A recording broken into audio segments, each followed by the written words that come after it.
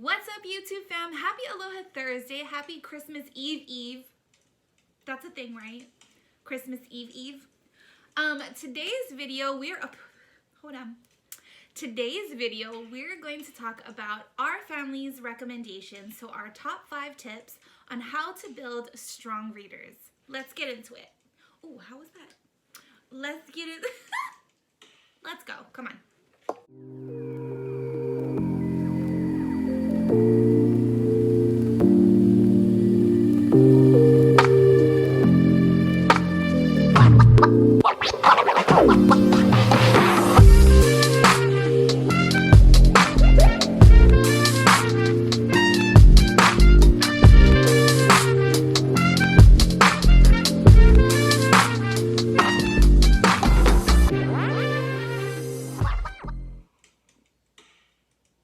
But first, coffee, because I videoed like twice already and I made so much mistakes. So much.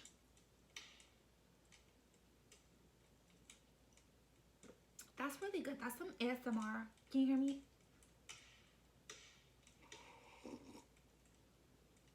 It's some ASMR. Hi guys, welcome to the channel. Okay. As you can see, I'm losing my marbles. Okay. So today we are going to talk about our family's recommendations, our personal 5 tips on how to build strong readers. Without further ado, we're just going to jump into it because I've been rambling in all the other videos. So tip number one, okay, is ask questions. What do you mean by that, Shantae? What do you mean ask questions? I mean, talk to your kids. Talk to your kids, okay? Let's go ahead and use us as examples. Adults, when we want to learn something new, we ask questions. We go on, we ask, hey Siri, or hey Google, and we ask questions. We do our due diligence on trying to understand what it is that we're interested in. So, same thing goes. Your kids, ask them questions. What kind of books do you like to read? Oh, I saw that you were watching that show. Who's your favorite character in it? Do you like that show better than this show? Asking questions is going to help you figure out what types of books to look for. That is your first thing. So whether it's setting aside 5 or 10 minutes to make it a point, just be intentional with it, okay? Be intentional to asking your kids what it is that they're interested in. And when they talk to you, listen, okay? Because I have a bad habit. I'm guilty of doing it as well. I have a bad habit of thinking of all the other things that's happening behind me, like the laundry's going, it's going to be up in 15 minutes. I got to go ahead and wash the pots. Ooh, did I take out the chicken to defrost it for dinner? Put all those things on the side, mama. Or dada, whatever. Go ahead and just make it intentional, because just like you and I appreciate when someone that we're talking to is actually focusing on us and not on their phone or on something else, a screen, whatever, your kids are the same way. They want to feel validated, and the only way you're going to be able to do that is through eye contact, okay? So make it a point, put aside some time, and just go ahead and ask your kids some questions about the things that they're interested in right now, because it does change. They may have liked something 3 days ago, and now they don't like it anymore, and they're on to the next thing, okay? That's just the day and age that we live in. So ask questions. Take a mental note, write it down, put it in your phone notes, whatever it may be. And that's going to lead us into tip number 2, which is do your research. Do your research. Ask Google, ask Siri, ask Amazon, okay? Type in whatever subject it is that they are interested in. Look for graphic novels, picture books, chapter books, series even. Look and find all the books that you possibly can that have to deal with the subject or character that they said that they were most interested in at that time. Make it a point when you're doing your research to become, an expert in it. Well, Shantae, what do you mean? What I mean is you want to make sure that you have talking points. And the reason you're going to do this is that it's not only going to strengthen your child's relationship with you as their parent, but it's going to open other doors for your relationship to blossom. Not only that, they're going to think that you're like the freaking bee's knees for knowing that, you know, this character has this power, whatever it may be. But become an expert. Make it a point to, whether it's looking it up online, or if you purchase a couple of the books and you flip through it and you're like, wow, I didn't know that, you know, was something that they did or they had the ability to do or whatever, okay? Make notes about it in your head, in your phone, whatever, however you do your post-it notes, whatever you do. Just make mental notes of it so that when you give them those books or when you start talking to them more about it, that you have these little, you know, this ammo in your back pocket and you can open those doors of conversations. Because I'm telling you, your kids are going to think you're so freaking cool if you were to know that so-and-so does bippity boppity boo. I don't know. Okay, I can't think of any examples right now, but I made it a point to become an expert in everything and anything that my kids said that they were interested in. For example, Sophia, she's my second oldest, absolutely loves German Shepherds. Always has, probably always will until she gets one of her own and then some. But she has put a German Shepherd puppy on her Christmas list and on her birthday list every single year since she was like 5. Okay, since she could basically read and write on her own. So German Shepherds are her jam. She has this life-size German Shepherd that sleeps on her top bunk. Okay, that freaks me out when I walk in there because I'm like, oh, you know, I didn't see you there. Anyway, because I knew she loved German Shepherds, I got the picture books. I did my research and I found, you know, cute little stories about German Shepherds. And then I went even as far as how to train your German Shepherd puppy from ages 0 to whatever it was. But it was a thick chapter book that we read together. And granted, there were some things in there that, you know, like I had to break it down so she could understand. But I made it a point to go ahead and like have her learn about German Shepherds, how to train them, their behaviors, you know, how to potty train, whatever it may be. But it just helped build her confidence in knowing more about German Shepherds. She's an expert. Sophia's a German Shepherd expert at this point for you know, for being her mom. I'm going to go ahead and say that. But it just builds such a huge confidence in them when you make it a point as their parent to know things about it and you share your knowledge with them. They're going to pick up on that. They're going to appreciate it. And they're also going to take initiative to go ahead and learn new things. And it's on a subject that they love. Like, who doesn't love learning about things that they want to know more about, right? Okay, so tip number 3, do it daily. Yes, do it daily. I know that you guys hear this, but just like eating habits, drinking more water, exercise, you gotta do it daily, okay? In some shape or form. So, setting aside time every single day, whether it be 15 minutes, 30 minutes, whatever you're able to give. And I'm not talking about just like, you know, 5 minutes, okay? Like, go ahead and set some time aside to read one picture book to your kiddos, depending on the age. One chapter of a book, and make it fun. Like, make it fun for your kiddos. Don't force them to do this, but I'm telling you, just like with any habit, when you're introducing a new habit, it's very important that you stick to it. You stick to it, eventually it'll become second nature. It'll become more of your daily rhythm than it is like habit training. So make it a point, 15, 30 minutes, however much time you're able to give. But just set time aside to do it every single day, and I'm telling you the payoff is going to be amazing, okay?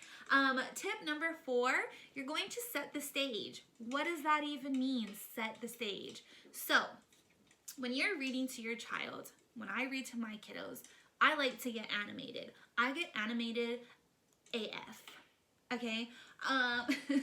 If there is a character that has a very wonky accent, I do like to do a pretty good accent. I don't even know what kind of accent that was. I don't know. But I love to do accents. I love to switch it up. I do the highs and the lows. When a character is pissed off, I make sure that my kiddos see it in their head, however they're picturing it, that this character is fucking pissed off, okay? She's mad. whatever it may be animated, make it fun, draw their attention in so that even if there are your older kids, right? I'm telling you, older kids are still kids. They're still kids, okay? Because when you're reading these picture books or they see that you're being really animated, they're gonna be like, what is mom doing? So they're gonna peek in. And then, next thing you know, your oldest child is sitting, you know, Indian style, cross-legged, on top of the ground, listening to your story like this. Okay? So just be animated. Make it fun. Another way to set the stage, and this is for my extra mamas, okay? Dress up. Dress up into whatever character you're going to be reading about. Have your kiddos dressed up. We do this poetry tea time, which I haven't done it recently, and I need to get back on it because the kiddos and I absolutely love it, where we dress up in our Sunday best. My kids wear their dresses or whatever fancy outfits we have. My son will wear a button-up collared shirt, and I set up our homeschool area / dining room. I set the table. We have our beautiful tea set that my amazing friend McKaylee gave to me. She actually gifted it to me from her grandma, and I love that tea set with all my heart. It's like a full-on tea set. You got the sugar dish thingy, you got the creamer, all the things, the little plates. So I set up the table, and we have donuts and scones and cookies, and we have our poetry books that we bring out. And yes, there are kids poetry books, okay? Go ahead and look on Amazon. You can find poetry books about dang near everything. Music, nature, freaking, I don't know, Pokemon. I'm sure that they have it. But you can find poetry books on all sorts of things, and this is just going to bring another, a different style of reading. It's going to introduce that to your kiddos, and sometimes they don't always understand the poetry, and I just kind of like, we discuss it a little bit more, but setting the stage, make it exciting. And you don't have to do that every single time as far as like, you know, breaking out the fine tea sets and the dresses and all that stuff. If you want to, hey, more power to you. I make that for special occasions, but on most days when I'm sitting down and we're doing our morning read aloud, my voice is matching that character however I think they would sound. And I get very animated, and then we take turns. Like, my kiddos are at that point where we can all read a chapter, and then they do the same thing. They mimic me. They make these crazy accents, or it's just a really good time. Make it fun, you guys. Make it fun. Okay, and then tip number 5 is going to be a model. Be a model. Your kids are going to see what you're doing, and they're going to go ahead and follow you. So they pick up their habits from you. So when I say be a model, I mean make it a point. You're going to want to show your kids that you can read for fun, and you can also read to learn new things. For example, like when I made it a point that, you know, I wanted to do more reading in our homeschool, and that was going to be like the heartbeat of it. I told myself, well, they're only gonna do it if they see mom doing it, you know? Just like when I was going through my workouts and wanting to eat better and work out more, like my kids started asking, can we go ahead and start doing like our workout, you know, after you're done with yours, mom? Or can you wake me up so I can join you with your workout? And these are the types of things that like people don't understand, that this is what builds your relationship, okay? It's not pouring into them all these, you know, gifts or whatever else, physical things. It's time. It's quality time. Those are the things that they're gonna remember. So be a role model. Read for fun. Read for learning. You know, listen to audiobooks, whatever it may be. Just make it a point that your kiddos see you reading something. Or even if it's like, if you're not a book reader, totally get it. Like, go ahead and, even if it's like your YouTube and you're seeing, you know, they have audiobooks on YouTube. I'm kind of just like pulling out of my back pocket right now. But they have audiobooks on YouTube. If you don't want to pay for an app, I get it. Hook up with your local library. There's so many different apps out there, and you can listen to books. Listen to something that you're interested in, just like you would for your kiddos doing the research. Like if you're interested in, I don't know, freaking, I'm looking outside, pine cones. And you want to learn about the things about pine cones. Let them see you doing that, okay? And then you can spit out fun facts that you learned or whatever it may be. but be a role model for them, okay? And overall, guys, just have fun. Have fun. Be patient, because it is going to take time, especially when you're introducing something new.